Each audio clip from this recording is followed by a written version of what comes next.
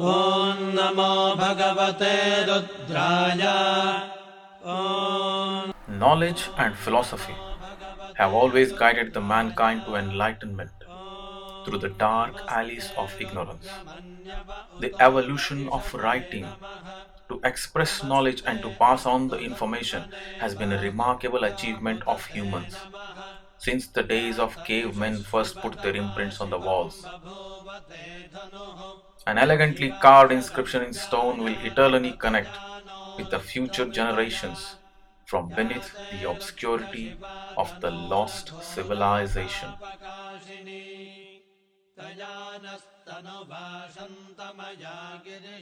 This royal stone inscription has existed for over 1500 years.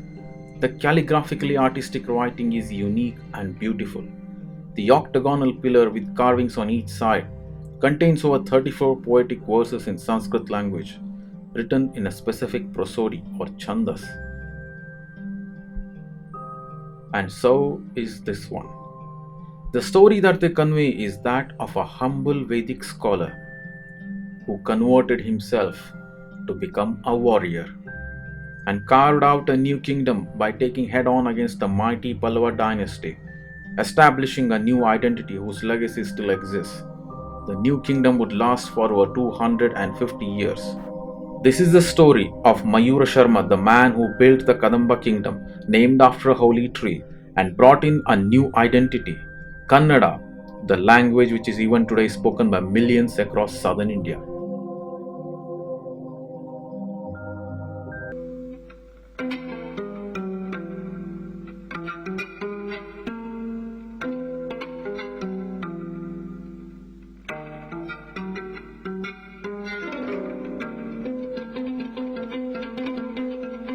This eerily abandoned silent place was once bustling with scholars, philosophers, and people who worship knowledge. Students and teachers would hold debates about new schools of thoughts and discuss among themselves about Vedic philosophy and Upanishads. Students who would graduate from this place would go far and wide across southern India, spreading the fragrance of Vedic knowledge that they had learned from this place. Foreign travelers and many other scholars from other places would come here to discuss their own theories. That was the scene 1500 years ago when scholars moved around this place. We know all of this because for 1500 years, this royal stone pillar inscription standing behind me is trying to tell the lost glory, once when the knowledge ruled supreme. In 2nd century AD, Gautamiputra Shatakarni, the great Shatavahana warrior, came here to worship Lord Shiva in the form of Pranaveshwara. This today is called Talagunda in Shivamogga district of Karnataka. But once, when it was at its peak of its time, when knowledge was worshipped at this place, it was called Sthanakundur.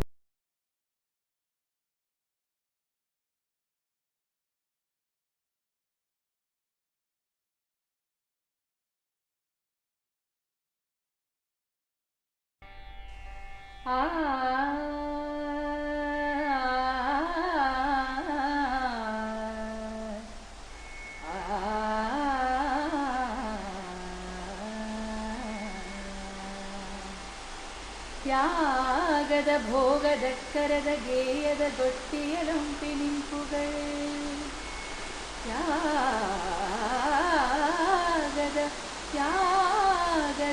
ತ್ಯಾಗದ ಭೋಗದ ಕರದ ಗೇಯದ ಗೊತ್ತಿಯಲಂಪಿ ನಿಂಪುಗಳ್ ಗಾಗರವಾದ ತ್ಯಾಗದ ಭೋಗದ ಕರದ ಗೇಯದ ಗೊಟ್ಟಿಯಲಂಪಿ ನಿಂಪುಗಳ್ ಗಾಗರವಾದ ಮಾನಸರಂತವರಾಗಿ ಪುಟ್ಟಲೇ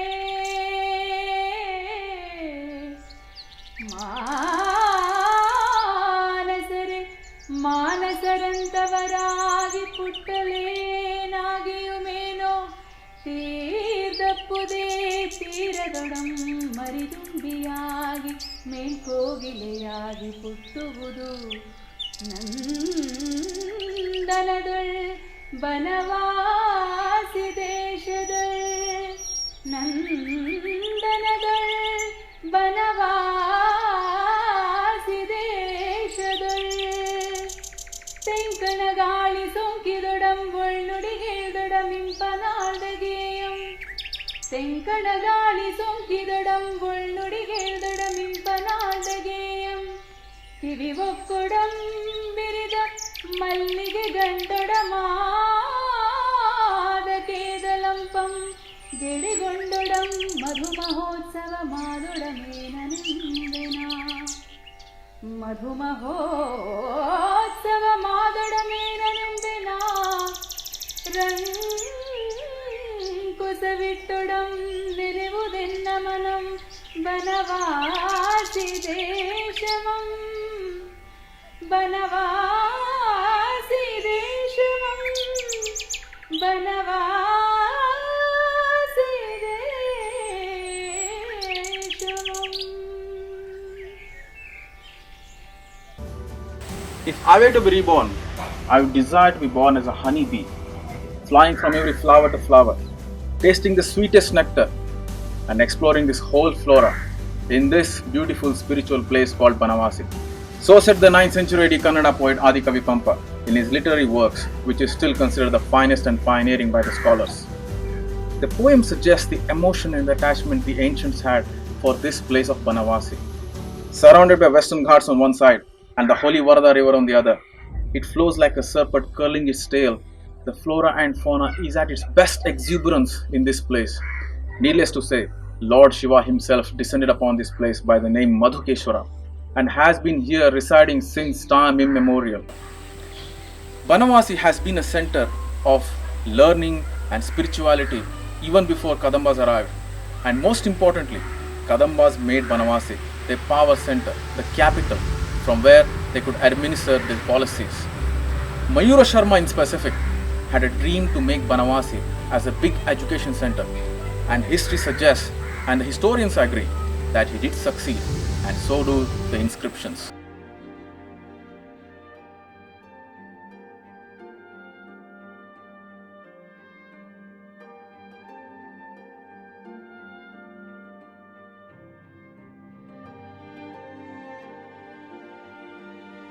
In 1902, it was British archaeological times in India. Around that time, in this place, this particular royal stone inscription was found. There was a sensation. The calligraphy and the style of writing of this script was very attractive for the historians and the epigraphists. There was a kind of race to know what was the script trying to say. Good news was, 60 years prior, in the 1840s, Brahmi script, the Ashoka's edicts, which were all written in that script, was already deciphered, and there were records available about that particular script. The historians and the epigraphists found similarities between Brahmi and this newly found Talagunda inscription. Hence, a research started to decipher this new inscription, to understand at one point in time which king and for what purpose was this whole inscription put in place at this place of Talagunda. Kadambas, one of the earliest dynasty in Karnataka, ruled from the 4th century AD to 6th century AD. The kings of this dynasty claims descent of the Manavya Gotra and also called themselves as Harthi Putras. So far, nearly 60 stone and copper plates inscriptions are found, and they throw light on the various aspects of their life and culture. Among them, Halmedi inscription of Kakusta Varma, Talagunda inscription of Shanti Varma, and the Gudnapur inscription of Ravi Varma are significant. The script used in the Banavasi Kadambas inscription is called as box-headed variety. For the sake of convenience, it also known as Kadamba script. Okay. This script originated from the Ashokan Brahmi through Ashokan Brahmi and evolved through Shatavahana Brahmi script. Okay. The box-headed serif marks are the main feature of this script. This type of serif marks is also found in the inscriptions of Guptas, who ruled from North India, and also Vakatakas, who ruled in the central India. Contemporary of Kadambas. Contemporary of the Kadambas. Banavasi's Kadambas. The story begins in the early part of 4th century AD southern India. Banavasi, for at least over 500 years prior to that, had been renowned for agraharas, the colonies where Vedic knowledge and philosophy flourished. And many scholars had coexisted to build an ecosystem where ancient branches of Vedas such as Samhitas, Aranyakas, Brahmanas and Upanishads were studied, and the associated holy rituals were practiced, including the Yajurvedic aspects. In such an environment, a boy named Mayura Varma or Mayura Sharma was born in a family of Vedic scholars, and he had a guru by name Veera Sharma. Some opine that he was his grandfather too. Mayura Sharma had learned all that he could under Veera Sharma's supervision, but when it came to advanced studies of Vedic literature, Kanchipuram in today's Tamil Nadu was considered the best university or Ghatika Sthanam in the whole of southern India, while in the north it was Kashi or Varanasi, the best university for Vedic scholars. Kanchipuram was the capital of Pallava dynasty. The Pallavas around mid-4th century were beginning to rise in power and controlled over many regions of southern India. In the north, all-powerful Gupta Empire was thriving and rising to new heights of glory and achievements. Hence, Mayura Sharma along with his Guru Veera Sharma travelled on feet all the way from Banavasi to Kanchipuram. While Mayura Sharma was a dedicated student and he wanted or aspired to lead his life in peace, learning philosophy and wanted to be a scholar like his ancestors before him, destiny had other plans. The inscription is quite clear in Talagunda, which says that he entered into a fist fight as a young fellow against the horse stable guards in Pallava kingdom, and the experience was quite humiliating from a physical perspective for him. That's where the inscription says that there was so much enrage in his blood that he wanted to prove himself that he is second to none. On his family and the gods he worshipped, he swore and he said that he would become a warrior, prove himself that he is not a weaker one, although he always wanted to have the knowledge as his primary objective. That's when began a quest to prove himself. The inscription does not clearly state how he got to support or where he learned the warfare and how he proved himself back. But one thing is clear, he emerged from the woods as a powerful warrior and he defeated many other warrior clans of his contemporary times and proved to Pallava dynasty that he could not be a pushover. And then a region belonging from the Arabian Sea in the west up until today's Andhra Pradesh border was designated as Kadamba kingdom, and he was entitled to be an independent king. And with his kingdom, the primary focus of knowledge and to provide protection for the students like him who aspired to lead a peaceful life would all come back to him after a long quest of a warrior. That's when a Ghatika Sthanam of its own kind would emerge in this place of Thana Kunduru. The heroics of Mayura Sharma is giving us one big lesson. A warrior may be powerful, but knowledge and philosophy wins over everything, and that should be the inspiration for a true king.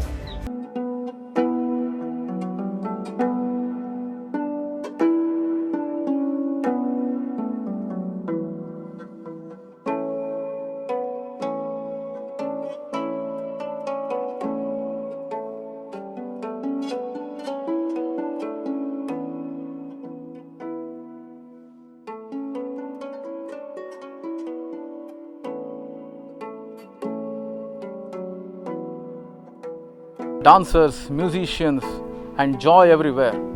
And in the middle of it all, a beautiful summer palace belonging to Kadamba dynasty's king Ravi Varma, who came possibly in the early period of 6th century AD. This inscription was inscribed by Ravi Varma. If Talagunda inscription gives us information of the genealogy of the Kadamba dynasty up until Shanti Varma, this inscription goes a little further and says that Shanti Varma had a son Mrigesh Varma, and his son was Shivamandhati Varma, and his son was Ravi Varma. This inscription gives a detailed account of the talent that Ravi Varma had possessed. He was very much talented in archery, horse riding and many other warfare tactics. And above all, he was very skilled in literature, and he was extremely knowledgeable person, especially in Kautilya's or Chanakya's Arthashastra, and he undertook projects that were guidelined as per the administrative policies of Kautilya's Arthashastra.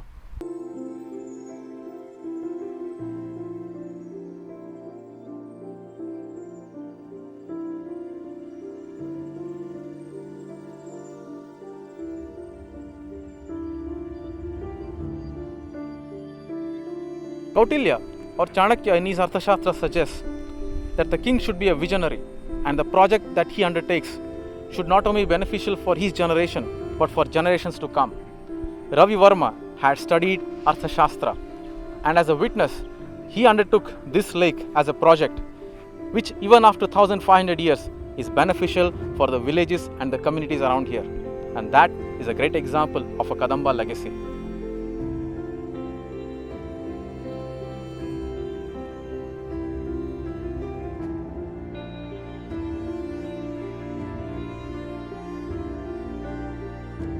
The oldest inscription that the epigraphists have found in Kannada language is Hasan district's Halmidi Shilashasana or Halmidi inscription.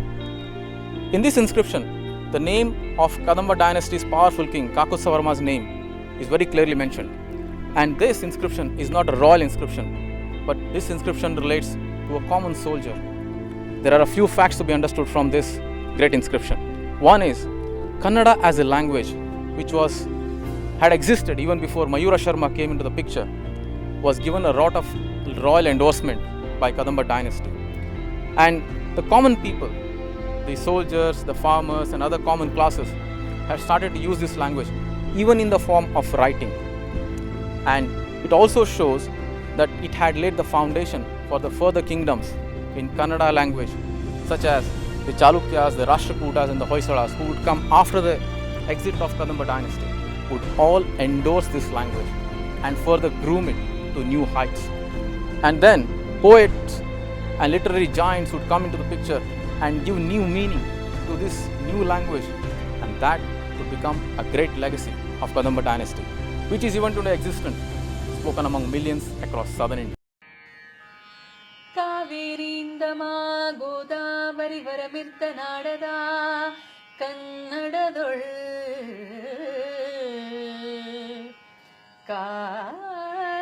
ಕಾವೇರಿಯಿಂದಮ Godavari ವರಮಿದ್ದ ನಾಡದ ಕನ್ನಡದೊಳ್ ಭಾವಿಸಿದ ಜನಪದಂ ಅದರೊಳಗಂ ಕಿಸುವಳಿಲಾ ವಿದಿತ ಮಹಾಕೋಪಣ ನಗರದ ಪುರಿಗಿರಿಯ ಸದವಿಸ್ತೃತ ಮಪ್ಪಂಕುಂದದ ನಡುವಣ ನಾಡೇ ನಾಡೇ ಕನ್ನಡದ ತಿರುಳ್ ಪದನರಿದು ನುಡಿಯಲು ನುಡಿದುದ ನರಿದಾರೆಯಲು ಮಾರ್ಪರ ಪದನರಿದು ನುಡಿಯಲು ನುಡಿದುದ ನರಿದಾರೆಯಲು ಮಾರ್ಪರ நாடவர்கள் சதுரர் நிஜதிம் குறித்தோததேயம் காவிய பிரயோக பரிணதமதிகள் காவிய பிரயோக பரிணதமதிகள் சுபட்டர்கள் கவிகள் சுப்ரபுகள் செல்வர்கள் அபிஜனர்கள் குணிகள் அபிமானிகள் அத்யுக்ரர் கம்பீர சித்தர் விவேகிகள் நாடவர்கள் கம்பீர சித்தர் விவேகிகள்